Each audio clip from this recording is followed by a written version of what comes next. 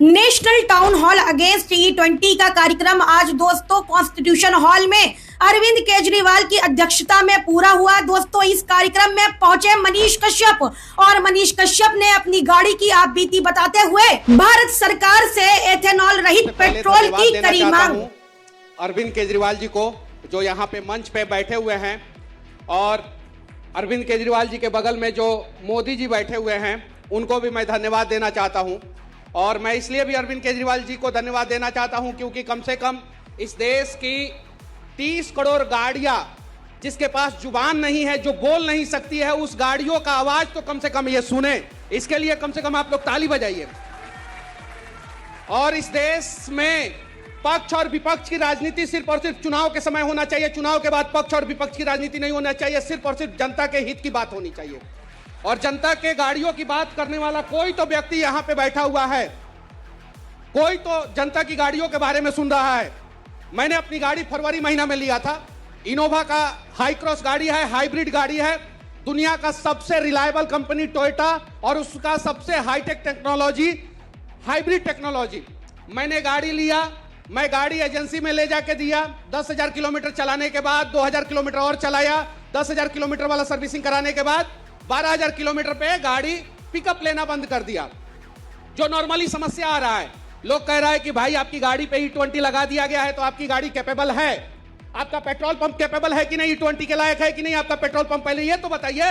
इस देश में 1,03,000 पेट्रोल पंप है, जिसमें से सिर्फ और सिर्फ 5 से 7,000 पेट्रोल पंप E20 कैपेबल है। बाकी सब पेट्रोल पंप जो फ्यूल को स्टोरेज करता है उसका स्टोरेज कैपेसिटी E20 के लायक नहीं है। जिस ट्रक से रिफाइनरी से फ्यूल पेट्रोल पंप तक पहुंचता है, वो ट्रक एथेनॉल के लिए अलग होना चाहिए, पेट्रोल के लिए अलग होना चाहिए, डीजल के लिए अलग होना चाहिए। और सरकार क्या कह रहा है कि हम रबर पार्ट्स बदल के देंगे। रबर पार्ट्स कितने का आता है? 300 रुपया का रबर पार्ट्स आता है। आपका सबसे पहले गाड़ी में क्या खराब हो रहा है? फ्यूल पंप खराब हो रहा है। फ्यूल पंप 10,000 रुपया से लेके 2 लाख रुपया तक आता है। उसके बारे में कोई सरकार बात ही नहीं कर रहा है। रबर पार्ट कब खराब होगा? पहले तो फ्यूल पंप खराब होगा ना। फ्यूल कहां से जाता है? टंकी से जाता है। किसके थ्रू जाता है? फ्यूल पंप के थ्रू जाता है। डीजल का फ्यूल पंप अलग आता है, पेट्रोल का फ्यूल पंप अलग आता है, इथेनॉल का फ्यूल पंप अलग आता है, E20 का फ्यूल पंप अलग आता है। और जिसका E20 कैपेबल फ्यूल पंप नहीं है तो सबसे पहले फ्यूल पंप खराब होगा। कंपनियां कह रही है कि भाई हम वारंटी क्लेम करेंगे। भाई यहां तो गाड़ी आगे और पीछे से ठुक जाती है तो कंपनियां कहती है कि हम आगे का देंगे, पीछे का नहीं देंगे। कहती है कि नहीं कहती है? कहती है कि नहीं? ईमानदारी से बताइए लोग आप लोग। जब गाड़ी 2 साइड से ठुक जाता है तो कहता है कि एक गेट देंगे, दूसरा गेट नहीं देंगे। और देखिए कमाल की बात यह है कि मेरी गाड़ी 12,000 किलोमीटर पे खराब हुई और सर्विस सेंटर ने 7,960 रुपया का बिल बनाया। कितना? 60,960 रुपया। देखिए कितना बड़ा स्कैम है। इस चीज को समझिए आप लोग। सरकार को पैसा चाहिए, पैसा कौन देगा? जनता देगा। आप लोग बैठे हुए ना पैसा देने के लिए, वोट भी दीजिएगा, पैसा भी दीजिएगा। कैसे?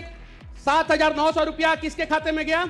सर्विस सेंटर के खाते में। उसके बाद से मेरा बिहार सरकार कहा कि 9% तुम दो, स्टेट जीएसटी दो, होता है ना स्टेट जीएसटी, तो 9% मैं बिहार सरकार को दिया स्टेट जीएसटी। 716 रुपया मैं बिहार गवर्नमेंट को दे दिया। फिर केंद्र सरकार में मोदी जी कहे कि भारत माता की जय बोलते हो, देश के विकास के लिए 9% तुम दो। एक तो मेरी गाड़ी खराब हुई, 12,000 किलोमीटर चलाने के बाद गाड़ी खराब हो गई। उसके बाद से मैं सर्विस सेंटर को दिया 7,900 रुपया। स्टेट गवर्नमेंट बोला कि 9% तुम दो, सेंट्रल गवर्नमेंट बोला 9% तुम दो। आम आदमी को गन्ना का रस बना के रख दिया है सब। जब मन किया तब पेर दे रहा है सब। जब मन किया तब पेर दे रहा है। और जो आम आदमी बोल रहा है उसको बोल रहा है कि भाई नितिन गडकरी जी बोल रहे हैं क्या कि हमारे पास आइए कंप्लेन करने। और जब हम गाड़ी लेके जा रहे हैं तो यहाँ के पुलिस वाले बोल रहे हैं कि भाई पहले तो तुम जेल में जाओ। अब हम लोग जाए तो जाए कहां जाए? मतलब हम लोग कहां जाए? नितिन गडकरी जी, मेरा टोयोटा इनोवा हाई क्रॉस है, मेरे पास टोयोटा की 4 गाड़ी है, फॉर्च्यूनर है, इनोवा हाई क्रॉस है, हाई राइडर 2 है। और मैं जितना पेट्रोल गाड़ियां है मैं देने के लिए तैयार हूं। 6% एवरेज ARAI कह रहा है कि 6% एवरेज डाउन होता है। भाई रियल वर्ल्ड में कम से कम 10% एवरेज डाउन हो रहा है, मिनिमम 10% एवरेज डाउन हो रहा है।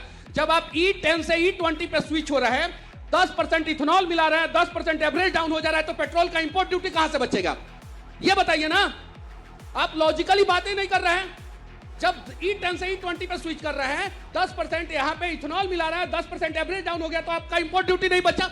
दूसरा चीज, आप चावल के नाम पे किस प्रकार से एमपी में 1160 करोड़ रुपया का घोटाला कर लिए। 360 डिग्री घुमा के कुपोषण का चावल से इथेनॉल बनाना शुरू कर दिया लोग। ये लोग बताइए, इस प्रकार से स्कैम हो रहा है। आज मैं इस मंच से कहना चाहता हूं, मोदी जी भी बैठे हुए हैं, अपने आप को मोदी जी कह रहे हैं, ये हैं अरविंद केजरीवाल जी बैठे हैं, मेरे से स्टाम्प पेपर पे लिखवा के रख लीजिए लोग। 1 साल के बाद आपकी गाड़ियों का सर्विसिंग कॉस्ट 1.5 गुना नहीं हो गया ना, तो मैं वीडियो बनाना छोड़ दूंगा।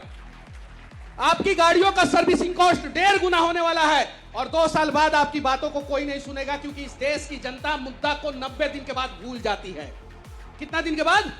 90 दिन के बाद भूल जाती है, और 90 दिन के बाद किसी को याद भी नहीं रहेगा। आप लोग जितने लोग बैठे हुए हैं, आप लोग बताइए कि 2 साल पहले इस देश में इसी महीना में कौन सा ट्रेंडिंग मुद्दा था जनता के हित में? किसी को याद है? 1 साल पहले कौन सा मुद्दा था? 6 महीने पहले कौन सा मुद्दा था?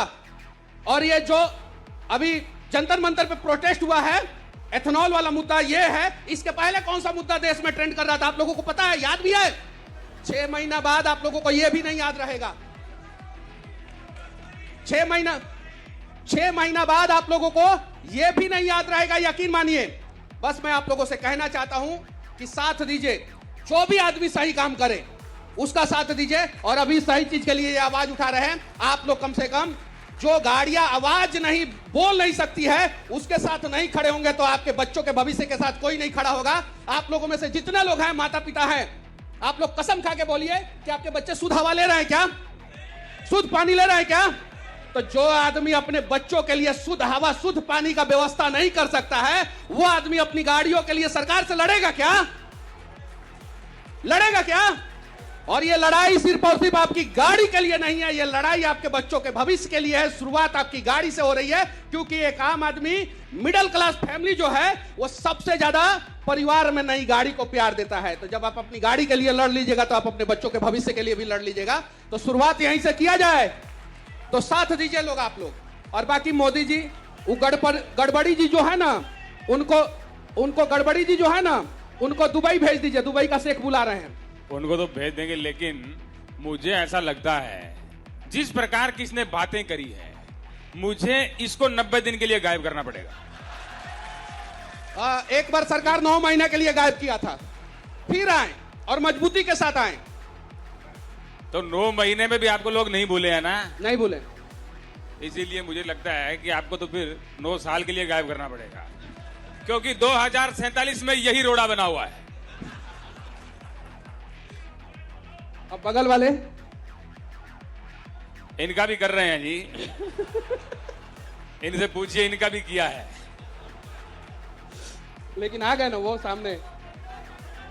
लेकिन जिस प्रकार की मैंने आज ये लोगों का हुजूम देखा, ये हजारों लोग देखे, मैंने आते ही कहा ये E20 के समर्थन में आए हैं, क्योंकि मुझे लगा ये हजारों लोग समर्थन में होंगे। मोदी जी आपके मुंह से हजारों शोभा नहीं देता, लाखों कहिए।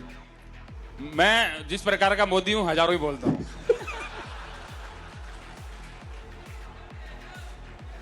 मैं 54 इंच वाली छाती का हूं। चलिए ठीक है, जय हिंद।